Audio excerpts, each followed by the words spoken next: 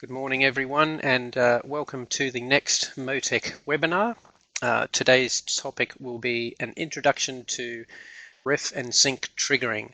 Now, this is quite a vast subject, so what we plan on doing is doing quite a few of these webinars based purely on the ref sync. So what I'm going to do today is just start with the basics, and it's more just to confirm some of the terminology we use and just give you an idea of how we treat crank and cam distributor signals. Our topics for today will be what is ref and sync, and again this is probably more a Motec terminology thing. We have what are ref and sync sensors used for, so this is more or less, okay, well, once we send these signals to the ECU, what does the ECU do with them, and what are they actually used for? I'll have some detail on the actual ref and sync inputs, the different types of sensors we can use, and some detail on identifying signals, and also a bit on some useful tools that we use when we are, identifying signals, trying to work out what sensors we have, and things like that. So first off, what is ref? Now, ref is probably more a Motec term. It's more or less the reference sensor, and generally it is on the crankshaft. What we use it for, first off, is crank rotational speed, so RPM. It's the RPM signal into the ECU, but also it serves a second purpose, and probably a more important service, as to where is the crank position in its cycle. So where is this crank? So when do we fire injectors and when do we fire ignition?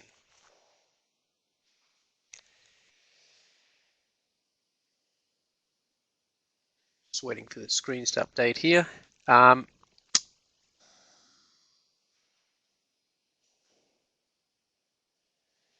Okay, normally the ref sensor or the ref sensor trigger disc is mounted onto the crankshaft. That's the best location for it. As a minimum, the crank trigger disc will have one tooth per top dead center. So that means one tooth per cylinder firing. So if you look at my little diagram down on the bottom left-hand side starting, if we had a V8 four-stroke engine, so we would have 4 cylinders excuse me, firing per one crank revolution, which means we only need 4 teeth. Now this is reasonably old technology, and it's what was used sort of first off. More modern engines, you'll notice the next 3 diagrams along will have many more teeth. Now the benefit of having more teeth is that we get a better idea of crank acceleration. So on our one tooth per top dead center, our problem is that between those teeth we have absolutely no idea what's going on. So realistically the ECU has to do a fair bit of guesswork with lower numbers of teeth. So with the modern engines, they've thought, well, okay, let's put more teeth on there so we get a much better idea of how the crank is accelerating. So even between cylinder firings, we have a really good idea of what the crank is doing, especially on acceleration and deceleration. It's quite important placing the ignition timing right where you need it. You'll also know that those last 3 trigger discs have more or less different patterns. We have one which is called a multi-tooth. So all the teeth are evenly spaced, but we have many more teeth than we have top dead centers. The next one along is probably the most common these days, in a missing tooth. So what they have there is 60 teeth, but then they chop 2 of them off to give a reference point, and I'll explain a bit more about that later on. And the last and final one, which is probably the most uncommon but used by things like the Honda VTEC engines, is the additional tooth mode, where for an extra reference point they'll have more or less a double tooth. So in this case there, they've got 12 evenly spaced teeth, and they've just added a second tooth nice and close to one of the other normally spaced teeth.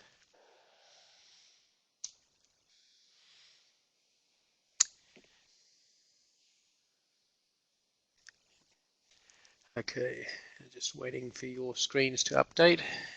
Seems to be a little bit slow today.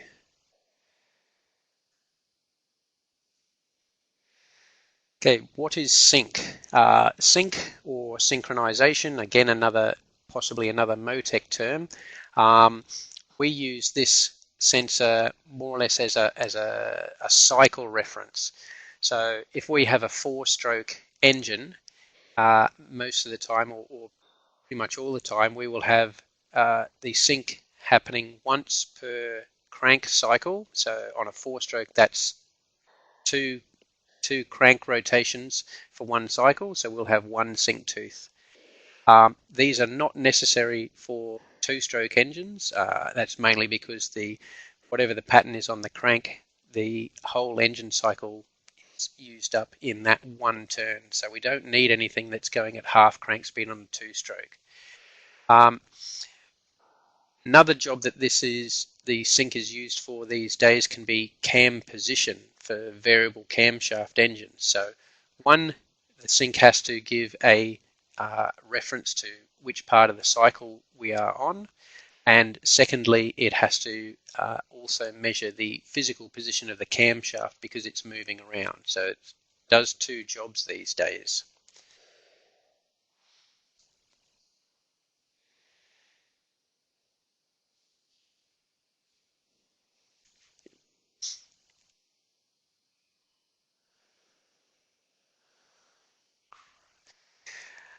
Okay, for the sync trigger discs, as I said, they're normally located on the camshaft.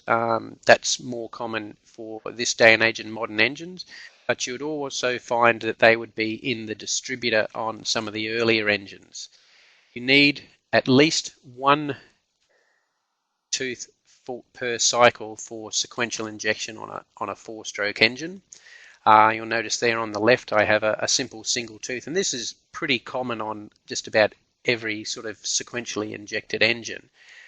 To the right, I have what's called another additional tooth mode, but this time it's actually on the cam. So what this is used for is we have a reference point, which will be the additional tooth, and that'll more or less do the job of the single sync. And we have four evenly spaced teeth, which are there to do the job of measuring where the cam is. So it's more or less having a sync plus a ref, but in this case the ref is for the camshaft. A couple of exceptions that we just need to understand. We have, if anyone's used the Nissan RB engines or the SR engines, they will know that the crank angle sensor is actually on the camshaft. So in this case, both the ref and the sync are on the cam. So one sort of exception there is that you have to tell the ECU that if it has 360 ref teeth on the cam, then we have to mention to the ECU that that's only 180 teeth per one crank revolution. Another interesting one that's fairly modern is you have the Ducati, which has a 48-2 at half engine speed. So, but it's not on the cam. It's on one of the intermediate gears between the crank and the camshaft. So, you just have to mainly understand, okay, if I have a tooth pattern, how many times did it happen per engine cycle? An engine cycle, be it four-stroke or two-stroke. If you ever call us up and let us know what you've got a new engine that we may not have a mode for, you need to understand, or you need to tell us what is the tooth pattern per engine cycle. There's also another one, which is the earlier Ford narrow tooth, where they had evenly spaced teeth, just that one of them was slightly smaller. Okay, what are the ref and sync used for? Now, what I've got a diagram of here is, let's say this is a four-cylinder engine. And in the early days, they would have had two teeth on the crank. So I've got my trigger disc with two teeth and my sensor. Now, down the bottom, that's basically like a line drawing of what the signal output would be over 720 degrees for stroke cycle. Now, as you can see, each of those teeth is exactly the same. So from an ECU point of view, when you start cranking this engine, it has really no idea of what each of those individual teeth relate to in respect to top dead center compression number one, top dead center exhaust number one. So in the early days, what they would have done is had a group fired injection and a distributor. So group firing basically means that they would have fired all the injectors at once. So from an ECU point of view, it just knew that when it got to one of those teeth, there was going to be a top dead center of some description. So it would just fire all the injectors at once, and the distributor being mechanically locked to the engine cycle, it fires a spark at that point, and the distributor is what actually directs the spark to the correct cylinder, so not the ECU. Now, the downside of this is that, yes, you get very poor ideas of cylinder acceleration. So as you can imagine, those teeth will be fixed to the crank in, let's say, 60, each tooth is 60 degrees before top dead center, for example. Now, if you wanted ignition timing at 30 degrees before top dead center, the ECU has to do some prediction based on how fast the crank is going. So you can imagine that between each of those teeth, if your engine is accelerating, the ECU's got to sort of predict what is happening rather than actually know. So this is a fairly old world way of doing it, and you just would not see this on a modern engine. Now, if we come up to something a bit more modern, let's say we've gone to 12 evenly spaced teeth here. Now you can see that the output signal is over 720 degrees. I've got two lots of 12 teeth. Now you can sort of see here that now we're probably a little worse off because we've got a lot more teeth. So the ECU looks at those teeth, and from this point of view, they all still look the same. So the ECU is going to have a fairly hard time wondering exactly where each top dead center is, because we've now given more teeth in between those original two teeth. But if the ECU was able to work this out, it would have a much better idea of crank acceleration. So more teeth is better for predicting when to timing based on crank acceleration, but you can sort of see now we've more or less complicated the whole thing by giving the ECU a harder job of working out where a top dead center is. So we need to put in some kind of landmark into the actual tooth pattern.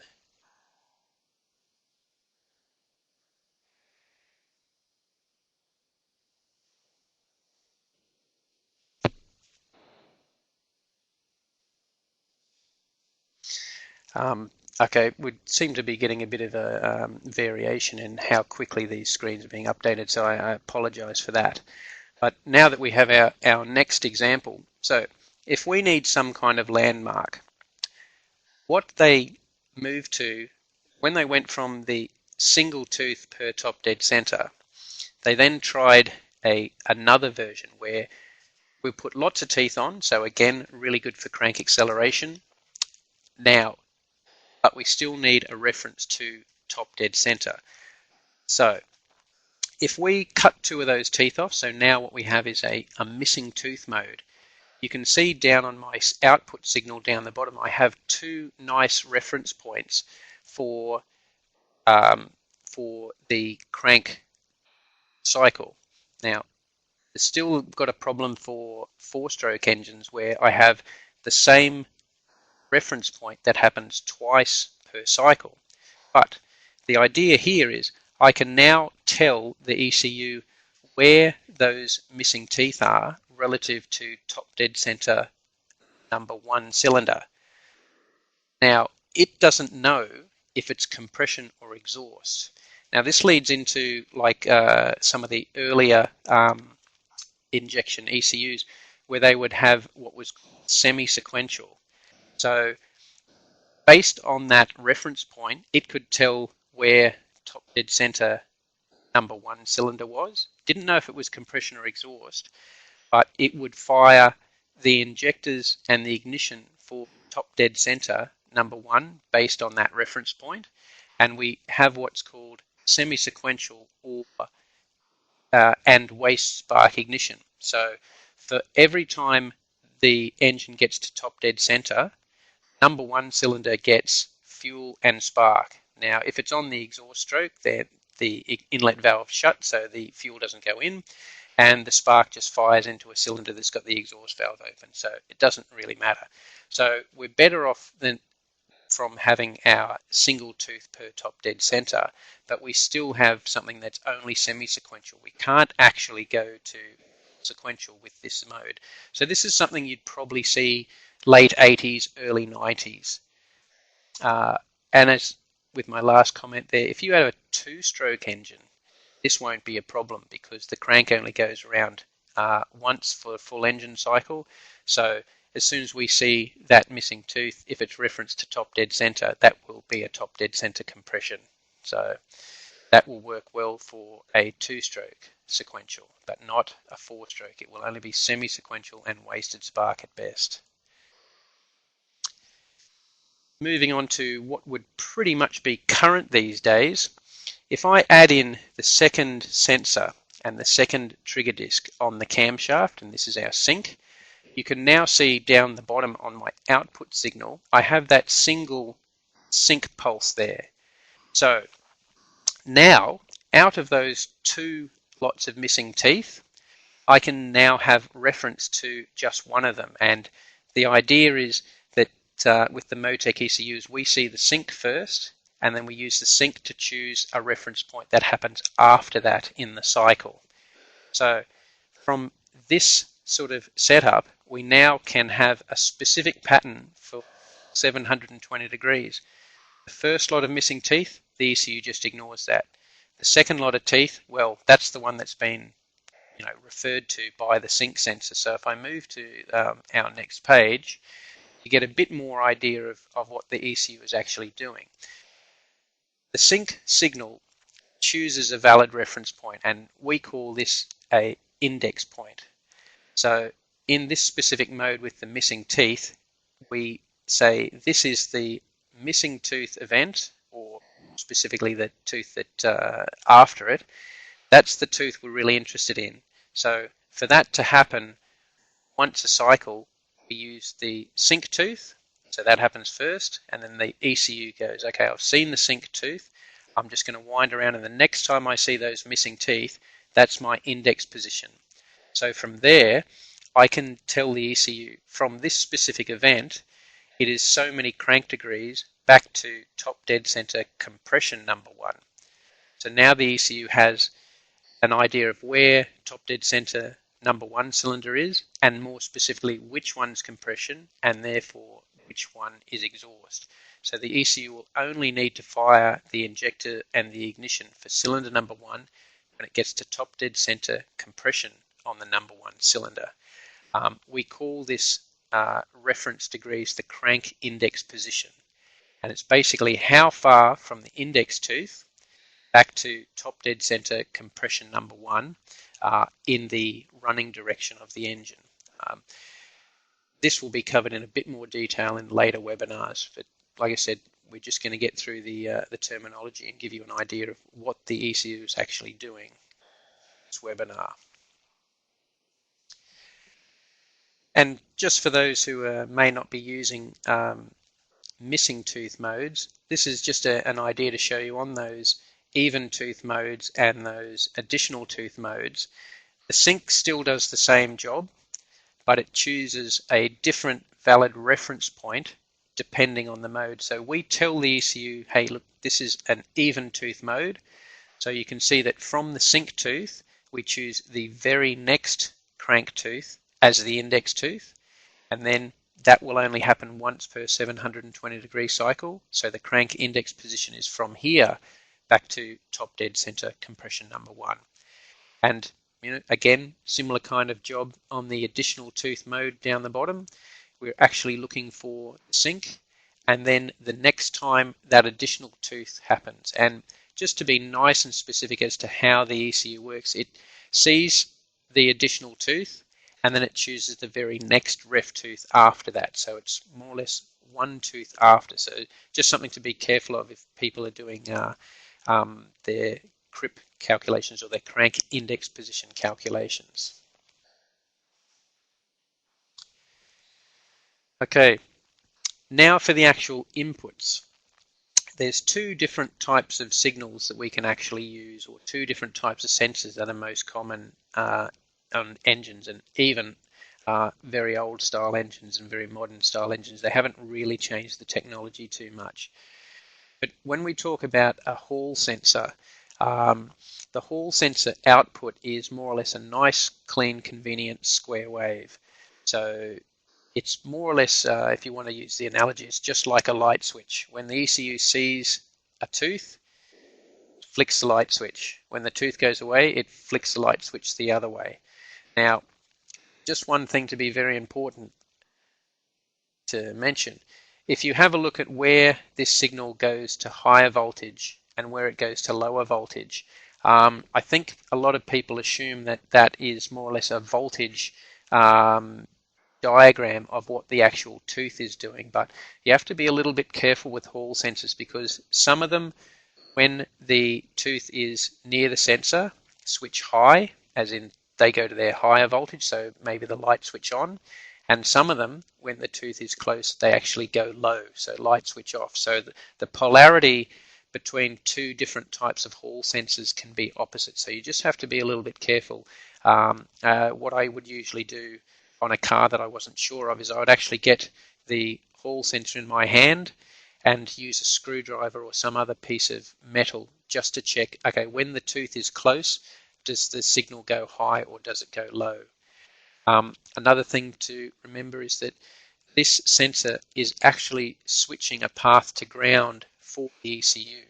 So if anyone notices in the ECU setup, we have a setting for hall magnetic. What that setting does is switch on the internal voltage on the hall pin on the ECU. If you don't switch that on, the hall sensor itself cannot do its job. So basically, the hall sensor switches the internal ECU voltage to ground, so that the sensor isn't actually sending out like a 0 to 5 volt or a 0 to 12 volt signal. It's just taking whatever the ECU supplies it and switches it to ground.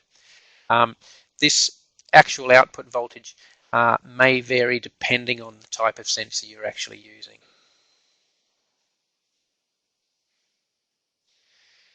And what the ECU does with this signal is, if we say the signal is high, or the higher voltage, or low, the lower voltage, we have like two trigger levels. So more or less a low trigger and a high trigger with a no man's land in the middle. So the signal has to switch from high all the way to low across the high trigger and the low trigger. It can't stop in the middle, and then inversely switch from low all the way back to high. So the ECU will automatically deal with signals of varying voltage, because you had something that was, say, 3 volts, 5 volts, 8 volts, or 12 volts, and switched all the way down to 0 volts in this case, it would still work. Just to give you an idea, the low trigger is about 2 volts, and the high trigger is about 3 volts. It can vary depending on the ref sync mode you use, but if you have something that always switches completely to 0 volts, that's what you need. And just one thing to mention is that the internal pull-up voltage on the M800 ECU is about 3.8 volts. So 3.8 volts, that's higher than the high trigger. 0 volts is lower than the low trigger. So if we switch from 3.8 to 0 volts, it will work. If we switch from 5 volts to 0, it will work. If we switch from 5 volts to 1 volt, it will work. So in this case, we can use a wide range of different hall sensors into the Motec ECU, and it will still work. One sort of notable exception these days is some of the newer Toyota engines the signal doesn't switch quite high enough, and we actually have to add an external pull-up resistor just to bring that signal high, a little bit higher, to suit the ECU.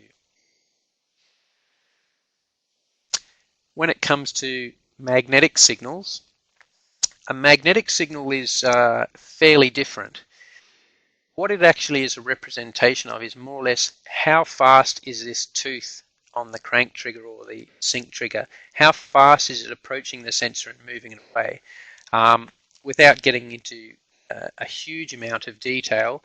You can see my little scope trace to the side there, and it's more or less how fast is the signal moving. So you can see it varies like a sine wave. Now, right bang in the middle there, you can see what happens when we get a missing tooth.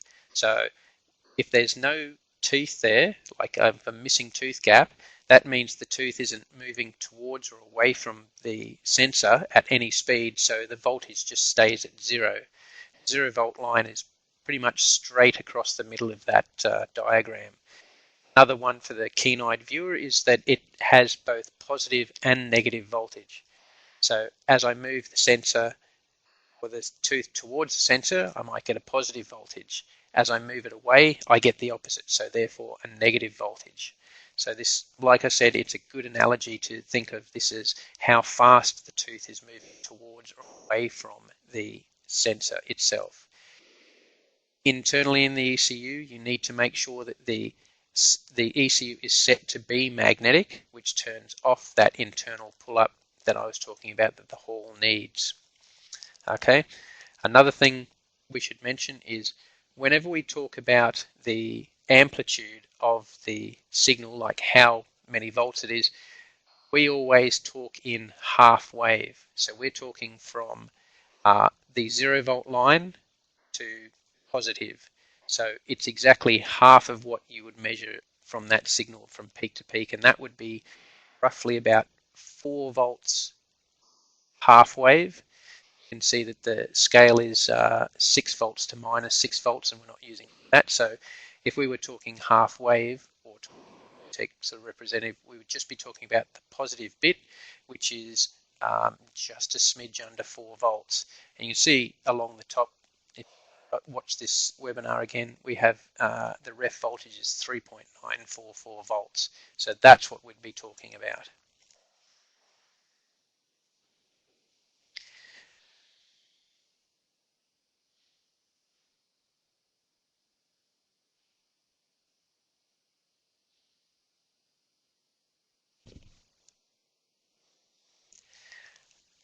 Okay, the other thing to remember about the magnetic signals, and I've got a few slides here, so hopefully the delay won't be too inconsistent for you, but this is from my car, which runs a magnetic crank trigger. So this is the ref sync capture, or the voltage sort of capture of what the crank sensor signal is doing at cranking. So I've got 250 RPM, and the voltage, again the half wave, is only 0.95 volts. So I've done a capture, and I know that as my crank speed increases, I should get on my ref sync capture, one, I should get more teeth because they're happening more frequently, and the other thing is I should get a slightly higher voltage. So just when my next screen shows up for you, you can see that I know that the RPM is increased because I'm getting more pulses per minute, second, whatever. But I'm also getting more voltage. Now, on the right-hand side, I've just put a little arrow there with crank. So that's where the cranking voltage was at 250 RPM. And you can now see that my frequency of pulse has gone up, also the amplitude has gone up, or the voltage. So we're now at 2 points. So I need to know that as I increase the RPM, forgetting about the frequency of the teeth, my voltage level is going to go up. So now at 2000 RPM, you can see I'm now at 4 volts.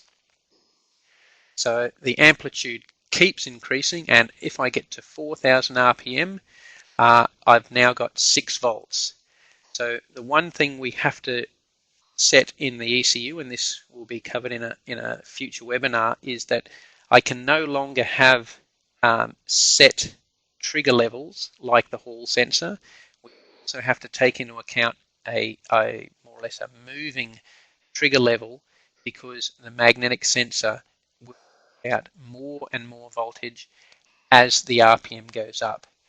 And just so you know, the ECU will let it run to about 9.8 volts, and then what it does is it clips the voltage and just more disposes of any extra voltage over that.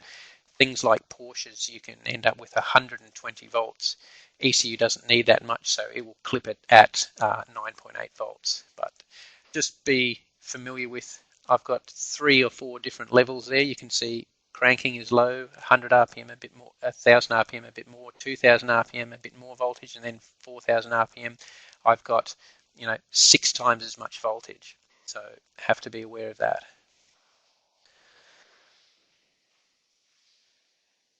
Things that you need to take into consideration if you're using magnetic sensors. There is no fixed specific voltage level for an RPM. It really depends on, one, the tooth shape. The shape of the actual tooth will make a difference. The trigger disc diameter, because if you think a smaller diameter disc at 1000 RPM has a smaller, let's say, surface speed than something with a large diameter. So even at 1000 RPM, you change the size of the disc, you will change the voltage out of the sensor. The air gap, so the gap from the tooth to the sensor, if you change that, again, it will change the amount of voltage guaranteed. On a Hall sensor, as long as you work within an air gap range that makes the sensor work, the Hall signal will still be the same. Again, also, if you change to a different type of magnetic sensor, maybe you had a magnetic sensor from a Toyota and you went to one from, say, a BMW, those two different sensors will give different results on the same trigger disc and the same engine. So you just have to be aware that if you change to a different type of magnetic sensor from a different manufacturer, you may have to retune the ECU input to suit that sensor. Okay, with identifying signals, I'll just give you a bit of a Motec terminology definition here. It's pretty much an industry standard, but just to make it clear for anything we talk about in future webinars. When we talk about a rising edge, we are talking about the direction the voltage is heading. So you can see here on the top diagram, I've started at 1 volt and gone to 5. So that's a rising edge. The voltage is rising. So we've gone from a low value to a high value. It doesn't really matter what precisely the low voltage and the high voltage is. We just need to know the direction in which the voltage is going. And conversely, down the bottom, and I've even put in a couple of different voltage levels there, positive 2 volts down to -4. Not worried about the positive 2 or the -4. I'm actually worried about which direction. So this is a falling edge. So just remember this when you're talking to one of the Motec representatives on the phone or via email. This is what he's talking about if he's talking about rising edge or falling edge. With our nice simple Hall sensor, notice on my diagram to the side there, the ref sync capture, that both the rising and the falling signals pretty much look the same.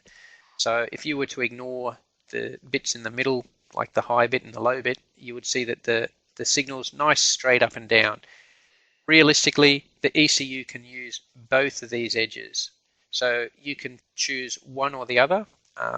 Again, there's a couple of buts which will be talked about in later webinars. But the idea is that the ECU will have no problem recognizing either the rising or the falling.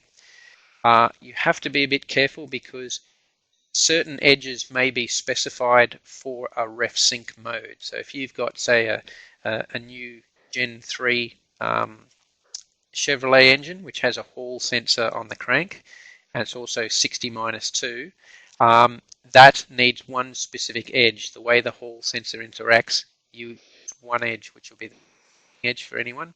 But if you use the opposite edge, even though the signal looks valid enough, this system will not work. But we'll cover that again in later webinars. For our magnetic sensor, the signal is very specific. Now, I have a rising edge at the top. You can see the signal started at 0 volts, and as the tooth came towards it, it actually went to a negative voltage. and then as the tooth passed along, the voltage shot straight up from a negative voltage to a positive voltage, and then after the tooth leaves, it goes back to 0 volts.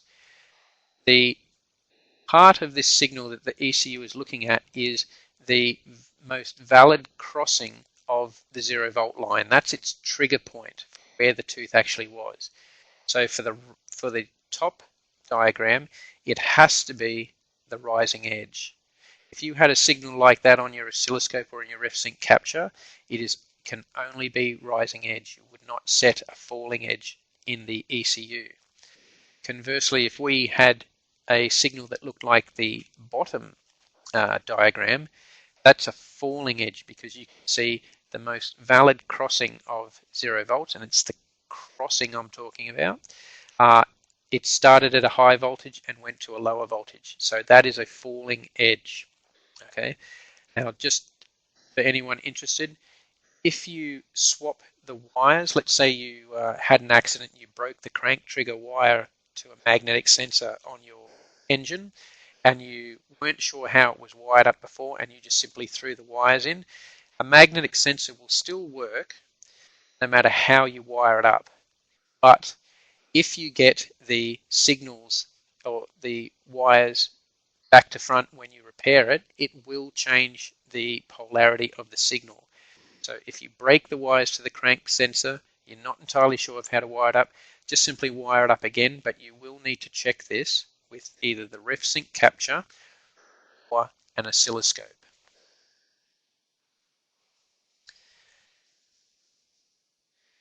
And just one, this is a question I ask at seminars all the time, and I hope that in the future more people will get it right, but usually there's mistakes made. But if we have the 0 volt running right along the center of this diagram, remember, if we need to set the ECU to look at a specific edge, because we have to tell it which edge to look for, this will be the falling edge. It has to be the most valid crossing of the 0, and that can only be the falling. Where that missing tooth is, you can see you get a change in slope. It's got a bit of a wiggle there, so the ECU would have a very hard time working out precisely where that crossed 0, and you would get problems. So this one is definitely a falling edge. That's the setting you need to make in the ECU for this ref, or even if it was a sync, but very unlikely to see something like that on a sync. So falling edge for sure. Just some useful tools, and for everyone lucky enough to have the 100 series ECUs, like either the 400, 600 or 800, and be on our current version 3 software, inside the ECU software we actually have what's called our RefSync capture, and this is from a Motec support point of view one of the best features they ever added to the software about 5 or 6 years ago. But if you go to Utilities and RefSync Capture, you will get an extra window pop up, and on the bottom left hand side of that there's a capture button. So the idea is you wind the engine over, start cranking, and you hit capture. What it will do is it will take a more or less a screen grab of the raw voltage going into the input pins, the ref and sync, whether they be magnetic. In this case it's a missing tooth magnetic. Now this is irrespective of any setup. You don't need to have any ref sync modes or anything like that, but you still need to have the ECU set up for, is it a magnetic or is it a Hall? So you might have to do some investigating before you get to this stage. The other things you might need, let's say you've got an M4, an M48 or even an older M8, you really need to have an oscilloscope or access to one. On the left hand side we have one of our lab scopes. Now these price wise are going to be out of the range of most people, but on the right we have our little Pico scope. Now this actually is a USB device which plugs into the laptop, and you can download the software from the Pico scope website, and these are significantly cheaper. They're not the cheapest thing on earth, I will admit, but they're significantly cheaper than a lab scope. You can also, if you did a bit of a search on the internet, you can buy direct USB scope probes, which are quite cheap. And even if you went down to JCar, they can sell you a single channel, very simple scope for maybe less than $200. But if you haven't got M800, the RefSync capture, I would pretty much guarantee that something like this is near on essential. It's not the kind of thing you can guess at, and I can guarantee that if you sit there trying to guess at it, it will take you a long time to get it right. Well, okay, that's the end of my presentation. I hope that was useful for everyone. If you are interested in re-watching this webinar, if you give me till the end of the day or possibly tomorrow, this webinar will be up on our webinar site at motec.com.au, so you can download the recording and watch it again. Another thing we would like to hope people become members of is our actual forum. So if you're in Australia and you ring us after, say, 6 o'clock or so, there's unfortunately not going to be anyone in the office, but if you jump on the forum, maybe some of us are on the forum, and there's plenty of people around the world who can help out. So thanks very much for everyone attending, and hope you all turn up to our next one. Thank you.